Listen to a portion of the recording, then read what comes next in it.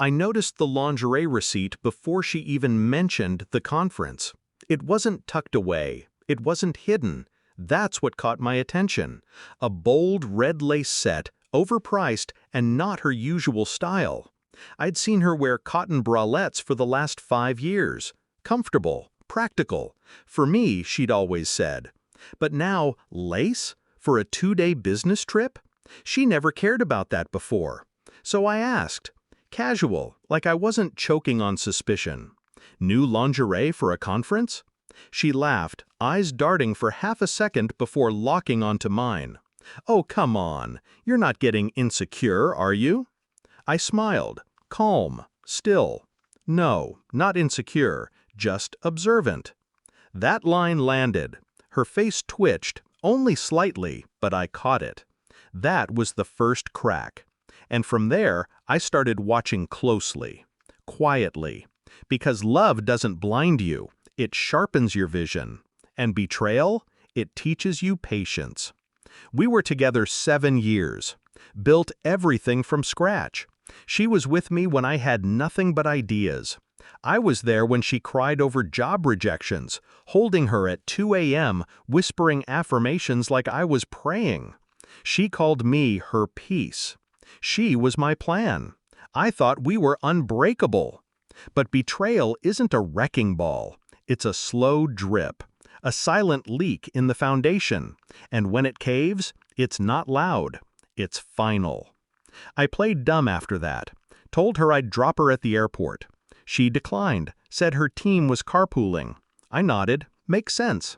Except it didn't. So I called her boss. We weren't close, but cordial enough. Hey, just confirming the conference dates. I wanted to book something for her return. A pause. What conference? Silence. I didn't react. I thanked him, hung up, and sat in the quiet of our shared living room. Her favorite sweater was on the couch. She used to wear it on Sundays, legs curled under her, asking if I'd still love her when we were old. Now?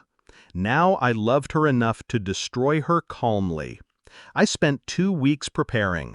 Started with phone records, patterns, numbers, a few late-night messages from an Alex that didn't show up anywhere else in her life. New number. I traced it.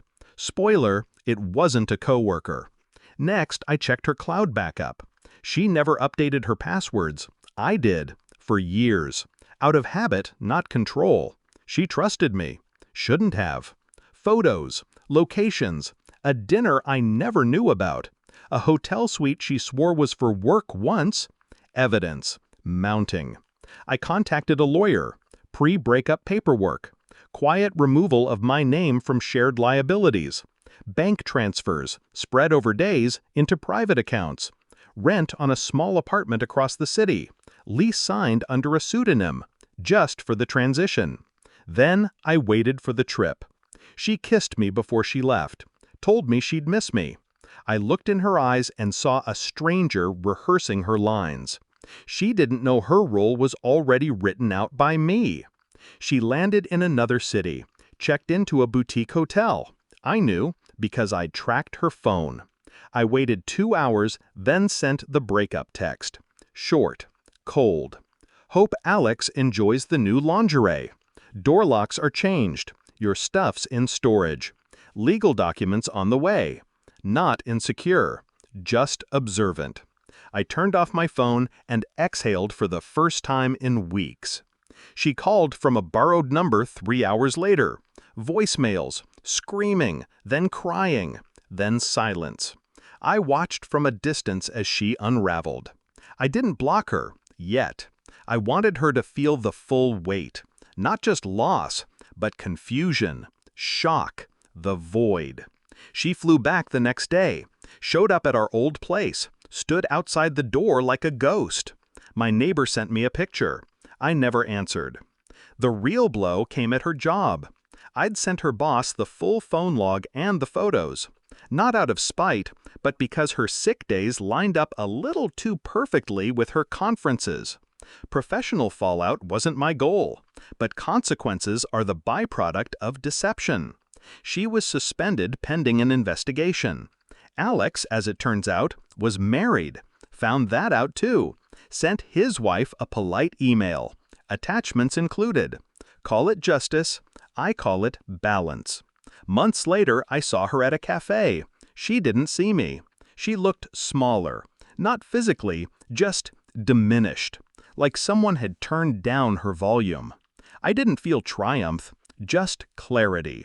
She made a choice. So did I. Love doesn't end with betrayal. It transforms, hardens, sharpens. She taught me something valuable.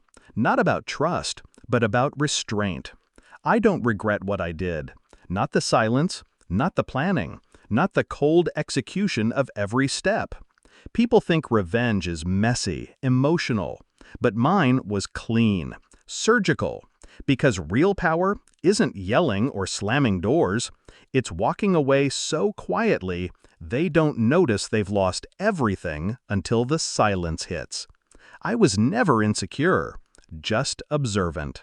And now, I'm free.